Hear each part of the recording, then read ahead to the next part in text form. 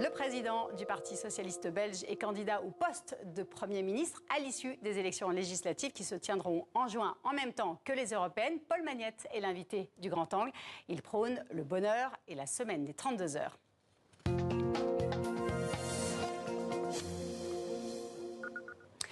Paul Magnette, merci d'être avec nous et merci à nos confrères de la RTBF de mettre à disposition leurs moyens techniques. Alors, avant de parler des élections en Belgique, je voudrais vous faire réagir au mandat d'arrêt réclamé par le procureur de la CPI contre Benjamin Netanyahou et son ministre de la Défense, Yoav Gallant, pour crimes de guerre et crimes contre l'humanité. Quelle est votre réaction ?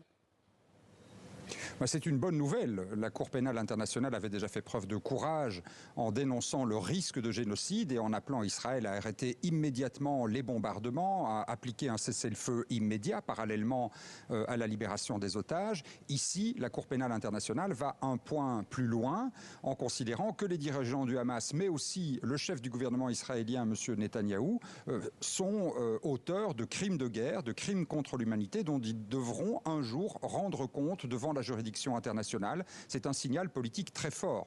Pour nous, il faut maintenant aller un point plus loin. Il faut reconnaître sans délai l'État de Palestine, parce que c'est la reconnaissance de la Palestine en tant qu'État qui doit être le premier point qui permettra d'ouvrir un processus de négociation politique conduisant à une solution à deux États qui est la seule solution permettant d'établir une paix durable dans la région. Alors là, c'est le chef du Parti socialiste qui parle, ou est-ce que c'est le gouvernement belge qui voudrait s'engager dans cette voie pour reconnaître un État palestinien ?